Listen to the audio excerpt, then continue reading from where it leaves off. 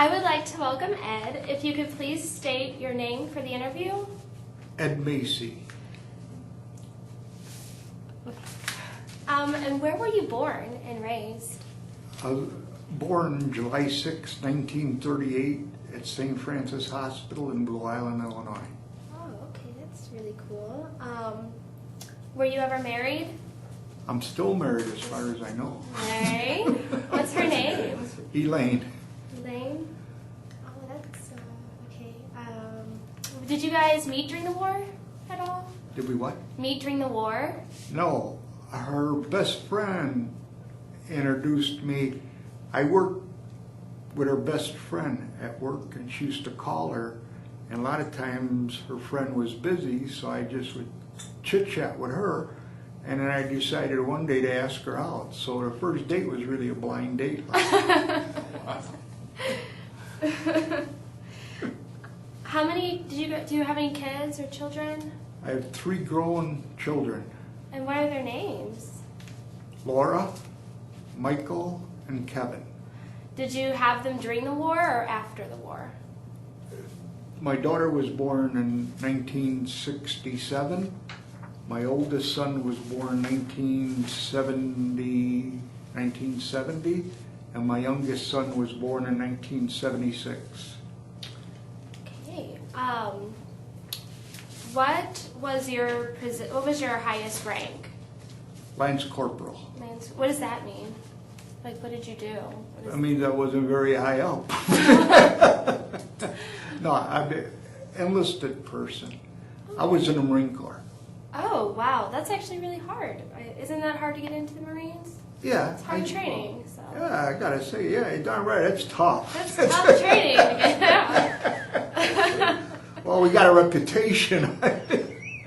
Well deserved. Oh, yes. Okay.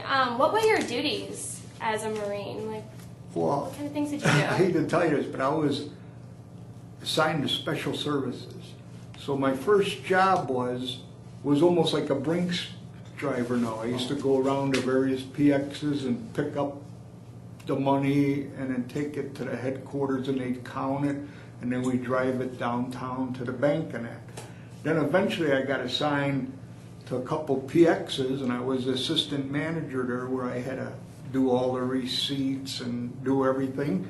And then after that, I got transferred where they showed me how to drive a boat, and I would take the officers' guests and the officers and their wives on a boat.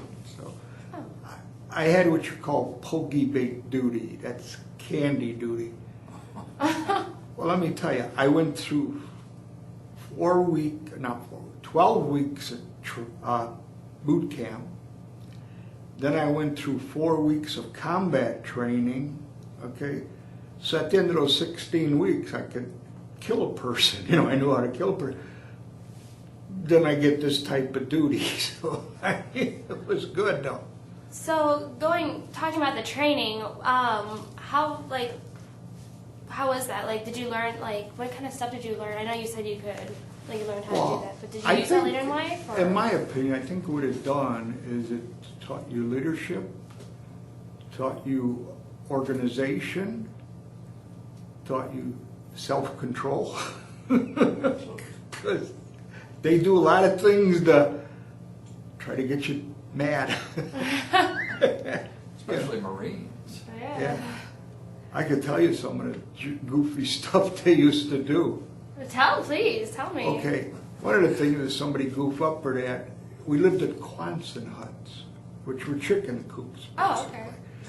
And we'd pull the window shut, put on your field jacket and your helmet, and put your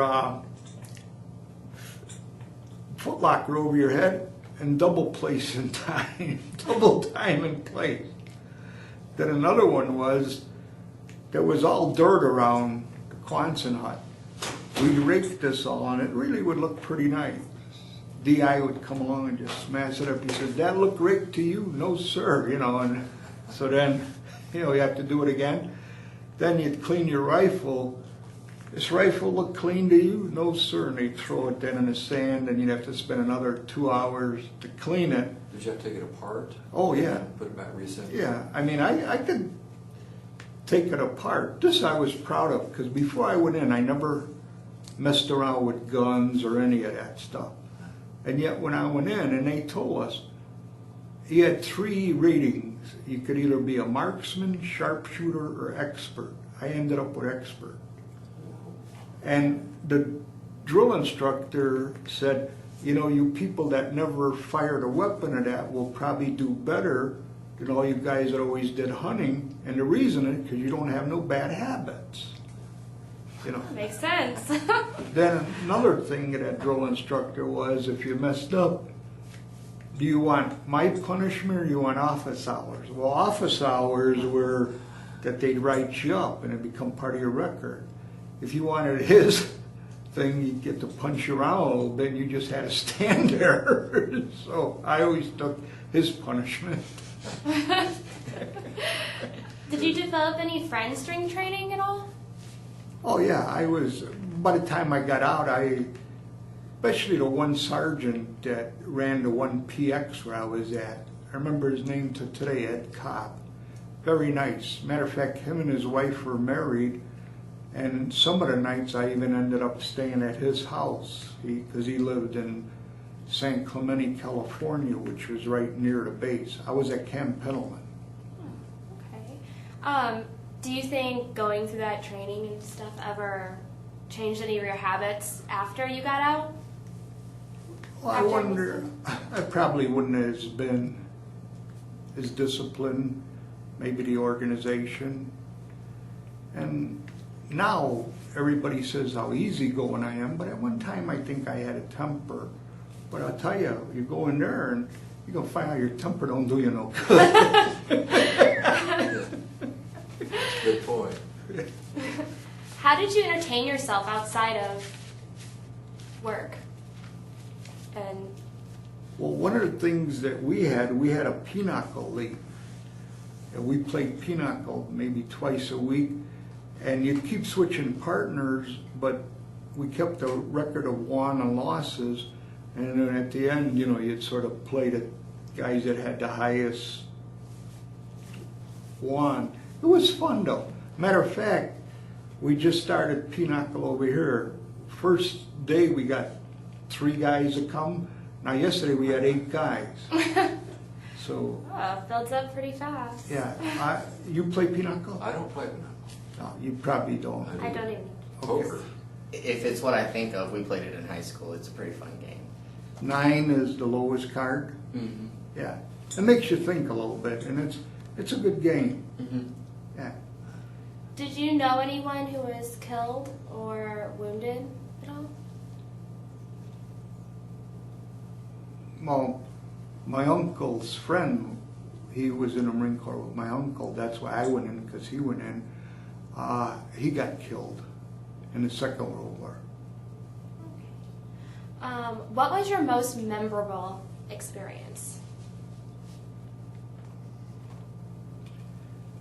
Yeah, this sounds silly, and I don't mean to be derogatory or that, but when you go in there, the first thing they say to you, you know, you are lower than whale shit. I've heard this before. I've heard this. You know, you are scum of the earth, you know? And they drilled us into you, okay? Then the day you graduate, you're the best there is. You know, you say, hey, I'm still the same person. How did I transform myself? But I mean, it's a process that they worked through. Right. What was your most funny, most humorous experience? If you could think of something, just. There was no funny stuff. There was nothing funny. I don't know. Yeah,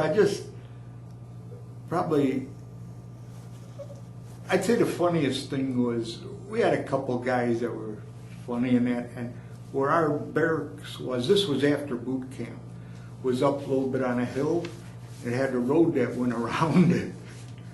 And these guys would take the Jeeps and try to With a race or something? Yeah, Oh. race around. It was funny. Did you receive or get any awards at all? Oh, believe it or not, I got a good conduct medal. Oh, that's something. And I also, was recommended for re-enlistment, What is that? that I could re-up again Oh, if I okay. wanted to. And then the other thing was I got expert marksmanship medal. So what is that on, and how did you get that? What do you mean? How did you get the medal? Like, were you just really good, or what does that mean? Wait a minute. Come again. You received a medal for marksmanship, Expert, expert marksman. yeah. And to achieve that, what did they, how did Okay, they award you? when you went to the rifle range, and that was part of the boot camp, when you went, you had to at least score 190, I Oh. remember, to qualify. Okay. There you go. And 190 to 210 was marksman. Ah, 210 to 220 was sharpshooter. 221 was expert. is this a long distance at a small target? Yeah, Is that oh how yeah, it- yeah. You know, you're firing them one, and I was lucky. I ended up. I think my score was like 222. Wow. So I just made expert. How far away was the target? Far away, if I remember. I mean, it was. I don't remember the exact yardage, but it was pretty far. Over 100 yards? I think so. Yeah, and we had that. You know, those rifles. You zero right in on them, boy, and you know. And again, I had no bad habits to break. Yeah. Do you know what happened to the sergeant that you were trained under after? You said you were friends with him and stuff. Do you? No, he was from Arkansas. Okay. I don't know, but a very nice man. Very nice. Him and his wife both were nice people. Do you still talk to anybody that you knew from then? No, remember I got out in September of 1959. Okay. Well, I'll tell you, the funniest thing was, this was already when I was on base and and this was a tech sergeant. Now, tech sergeant has got 3 stripes up and 2 underneath. And we decided one day, a whole bunch of us were going to go to wine tasting. Oh. One of these, because in California that's a lot. So we went there, and I had on a nice pair of blue pants, new ones, and all that stuff. So we went. Next day, I remember is waking up on a couch in his front room with wine all over. Did he take pictures of you? No, but he was nice enough. He says I couldn't send you back, you know. So he's What base were you stationed at? Camp Pendleton, California, Oh, okay. and that's between Nice and warm. Yeah, between Oceanside and San Clemente, and it's about 35 miles. It would be north. No, north of San Diego, about 60 miles south of Los Angeles. And then Camp Pendleton itself is a very big base. That's probably the biggest Marine Corps base there is. And they got all of these camps on there. Camp Horno, Camp Talaga, and stuff like that. And the funny thing about it, when I got out of service, we bought a house in Chicago. I cut my grass one day, and a guy across the street was cutting his grass, so we just said hi to one another, and then we walked across, started talking to one another. Here, he was stationed at Pendleton the same time I was. I mean, we didn't know each other that, but it was funny because we were both stationed together. Did your wife live with you at this time? And I didn't even know her. Oh, you didn't know her yet? Okay. No. How was your life once you got out, like once you were done with everything? Where did you live after that? And what did you do? When we got out, I got a job selling pastries door to door, believe it or not. I mean, it was tough to get a job then. Yeah. You know, so I was doing that, and that didn't last very long. And then I applied at a bank, and I also applied for the police force. Oh. So the bank called first, and I went into banking, and I was there over 40 years. What did you total. do at the bank? Everything. Everything? Yeah, I mean, I worked in every department there was, and they always put me in charge of security, maybe because of my background. And the last bank I was at was a 10-story building, and we took up the first 2 floors, but beyond that was all rented out, and we had 24/7 security. We farmed out the weekends and at night, so that was interesting. And where was that located? I worked Hyde Park, which was like 53rd and Lake Park Avenue, right near the lake. You aren't familiar with Chicago, are you? I am. Okay. We were about 3 or 4 blocks from Lakeshore Drive. Oh, okay. Yeah, it's beautiful to drive down Yeah, Lakeshore Drive. that is. Chicago's got probably one of the nicest skylines there is. Is there anything that you'd like to talk about or just say? Is there anything like interesting? I prefer you ask me questions. Well, no, you know, my 3 children, and then I got 6 granddaughters. And my youngest son's getting married now in August. Oh. So I'd like to be able to walk for the wedding, but I don't know if that's going to happen because I can't walk. I have peripheral neuropathy in my left leg at the bottom, which means that my nerves are gone there. And I also had a hip replacement, but I get along pretty good with the walker. Like inside I can, but I can't go far distances. But I'll walk to the library, I'll walk to the coffee shop, you know, with the walker. Does your wife live with you right now? Is she what? Do you and your wife live together right now? Like still? Like do you guys live here? My wife has come up twice since I've been here. She came up in December for that Christmas party and luncheon, and then she came up again in February. Then my oldest son and his family came up the week of Christmas, and my daughter and her family came up the week of New Year's. So none of your family lives in Quincy? No. Why did you decide to live in Quincy? I decided to come here because I didn't even know about it, and my younger son found it on the internet. And then there's also a place in Manteno, but they're not accepting any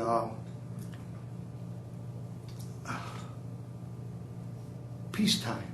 Oh. Okay. Okay. And I said, no, my fault. I wasn't in a war, you know. But when we were in, though, which was a scary one, we were on 24-hour call for Lebanon. Wow. And that goes to show you that Mideast was a problem years ago. It'll be a problem. And I mean, we were all packed, sitting in the barracks with everything packed. And they said, when the buses pull up, they'll be pulling up within the next 24 hours. Well, then they canceled it. I don't know what happened. Were you guys scared during that time? How did you feel like during that? Scared. Scared. Anybody that didn't say they were scared was lying. You know, you're going to go to the east, and we even they said, make a final call home. So I called my mom. God, I love my mom. She's happened to be dead now, but she said, make sure you call me if you got to go. I said, Ma, you don't understand. This is the call. That's wonderful. Oh, and then I applied for the police department. My mom was a sick lady. She died when she was 58. And I applied for the police department. They were taking 7 men on the force. And I was the 7th guy. I passed everything. I had my uniform and everything. My dad sat down with me. He said, you know, if you go on, you're going to kill your mom and all that. And I think it put me on a pretty much of a guilt complex. She didn't live much after that, so I'm sort of glad I didn't. Because the town I would have gotten on would have been Harvey, and that's run by the gangs. So, so I'm glad I picked the banking.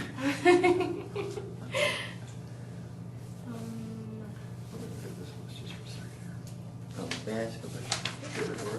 You said that when you were cutting your lawn that one time, you went across the street and ended up finding out that guy was stationed there too. Did you guys end up becoming friends or getting close because of that? Yeah, as a matter of fact, my wife and I both were godparents for one of his children, and we still visit with them today.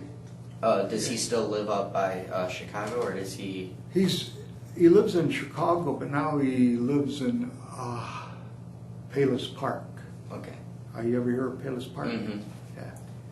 Yeah, so we're still friends to today. Did that help being at the same station? Did that help you guys become friends, or was it just they ended up being good people? They ended up being good people. I just think our personalities match. That's a good thing. You know, some people you connect with, other people you don't connect with. Do you think that the medical care changed because of war and all that? Do you think that helped medical care become better? Yeah, I think so. You ever watch MASH? No. Oh, I think okay. that's right. I think that show, I think, sort of brought to everybody's attention Yeah. the horrors of war. Yeah. And then what do you do to take care of people rather than Yeah. destroy people? And it was done on the light side, sort of. Yeah. Yeah. Have you ever visited any memorials for war? Or been Matter of involved? fact, I'm really proud of my son-in-law is a former Secret Service agent. Wow. There's a story there. Yes. What can you tell us about that? Well, he started out as a Chicago policeman, and he was in gang crimes. And then from there, he applied for the Secret Service and that, and he went to be a Secret Service agent. He was on for like 7 years, and he was scheduled to go on protective duty. But he didn't want to move out of Illinois, so he switched to Homeland Security, and that's who he's with now. But he guarded Chelsea Clinton, he Really? guarded Al Gore and his wife, so I mean, Wow, that's high profile. yeah, it was very interesting. I mean, both of my children are married into good families, you know, which tell you nowadays. And my younger son went with this girl, now he's going to marry for 2.5 years, but she had a little boy out of wedlock, okay? And he was really hesitant about bringing her to the family at first. Well, God, he's just like part of the family now, and she's real nice girl. Well, we have a very close-knit family. As a matter of fact, they all worked on it, but the one spearheaded it, they made me a photo album, the family. And they got all the pictures in there, you know, stuff. So it's really, I try not to look at it too much because it makes me sentimental, you know. That's all right. Do you feel that you are treated differently because of your race or gender, or did you know anybody that was treated differently because of their race or gender? Where? When you were in training. No, I don't think so. Well, see, when I was in, there weren't very many black guys in at all.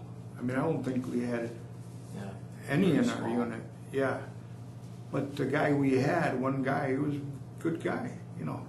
No, I don't think so. And I wouldn't know on the woman because they, you know, we didn't interact with them. Okay. Let's see.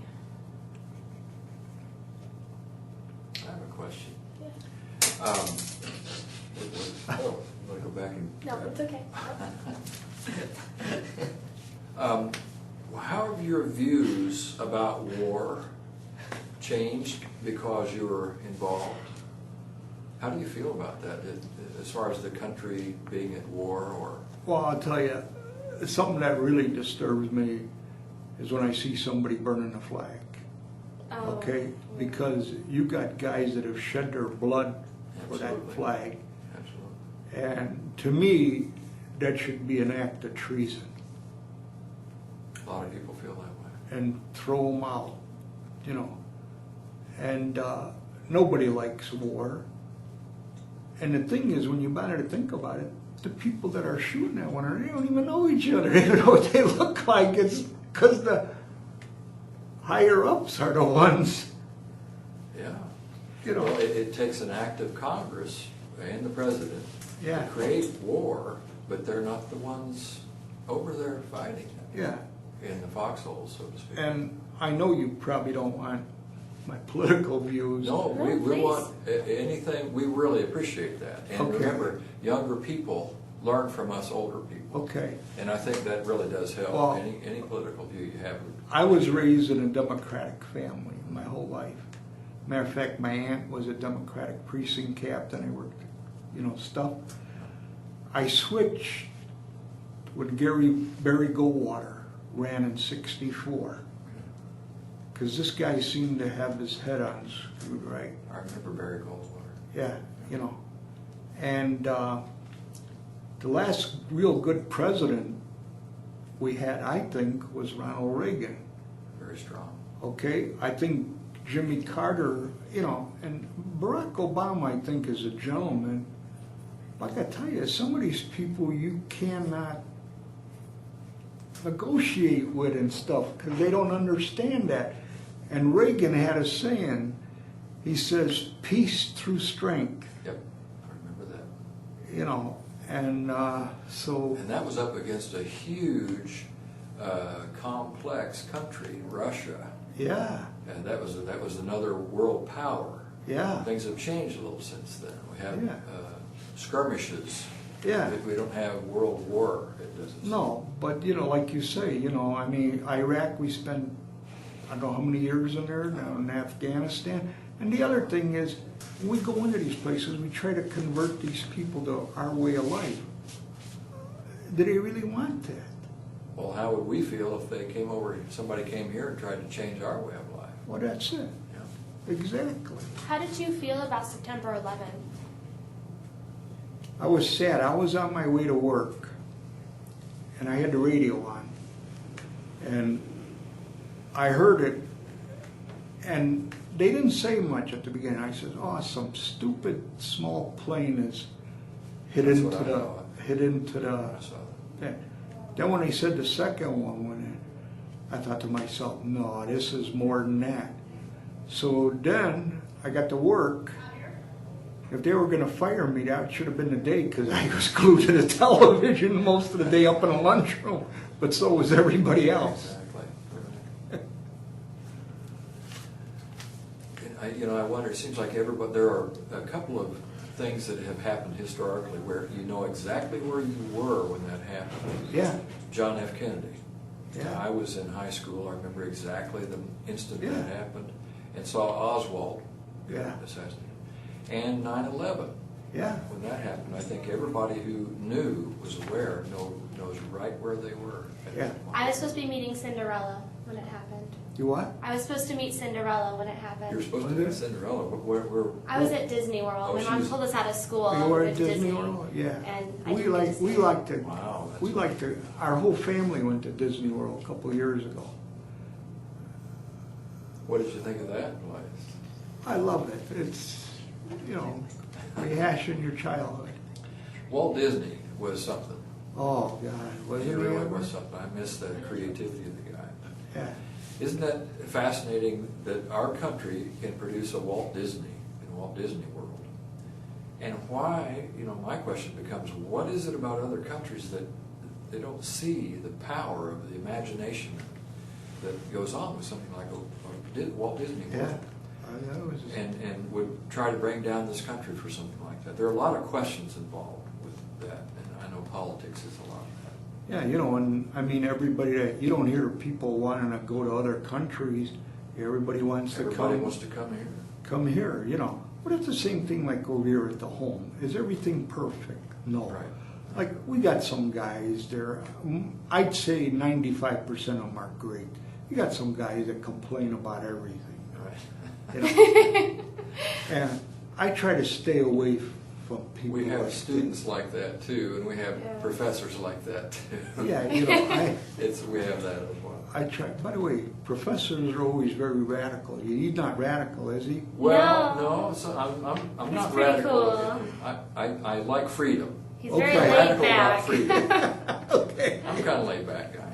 Yeah, but at any rate, like one guy the other day, he lives up on the second floor, said, "I hate this place. They're not giving me good care. The food is terrible." You know. And I feel like that. Saying, well, then why don't you get out of here? You don't have a contract. Yeah. Yeah. Nobody's forcing you. Right. You know, but I think the place on the whole is very good. Very clean too, I must say. Can I ask one question? Sure.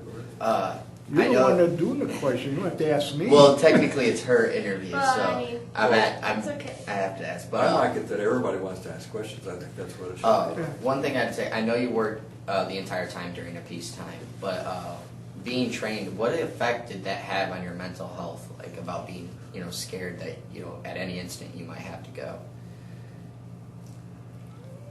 I think I'm still sane today, but, I mean, it was just the time that you were scared, and I don't know, had any effect, really. I hope not. I hope, if anything, I hope it had a positive, not a negative. I know that you said that your mother was an ill woman. How did she feel about you enlisting? Not very good. Not very good. Can you go further and explain? Do you know why she felt that way? Well, because my uncle was in the Marine Corps, and his best friend got killed there. Okay.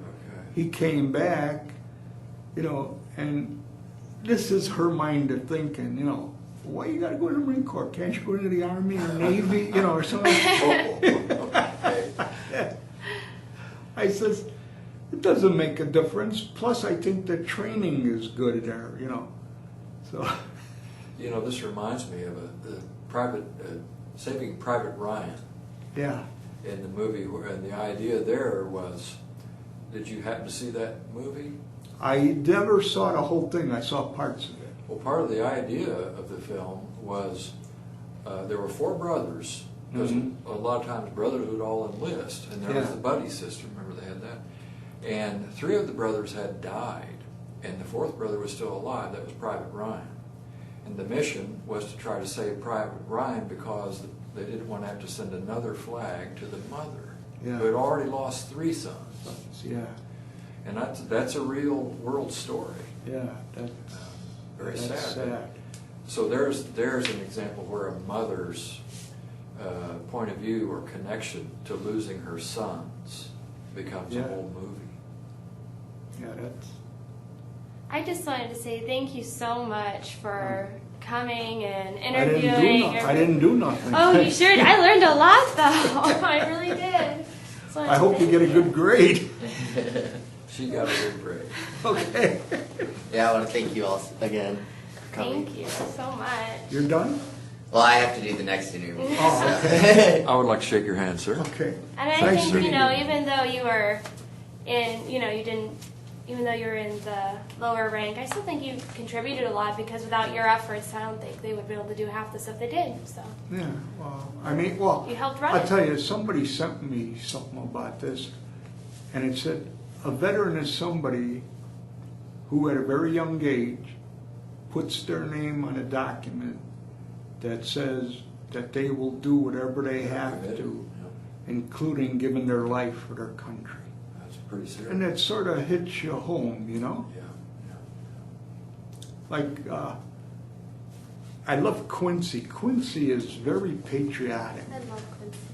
Yeah, it really is. And they took the parade, because I got here right before the 125th anniversary, so they had the parade through the grounds. And people got off some of the floats and that, and said, thank you for your service. I don't thank me. I said, thank the guys here that were in Korean and World War II and stuff like that. I've heard many times, and I've done a lot of these interviews, where we sit on this side admiring the heroes, Yeah. and the patriots. Mostly usually what happens is people sitting on your side say, I'm not a hero, Yeah, well, I'm sure not. What did I do? I didn't do nothing. but you did everything. See, that's the way people who do this interview think Yeah. of it. And that's why it's a part of the Veterans History Project, because, and our students, we want students to realize this patriotic sense, this heroic sense. So we'll thank you one more time. Okay. Yeah, thank you And again. see, the other thing was, at that time, country was very patriotic. I mean, everybody wanted to enlist. That's a really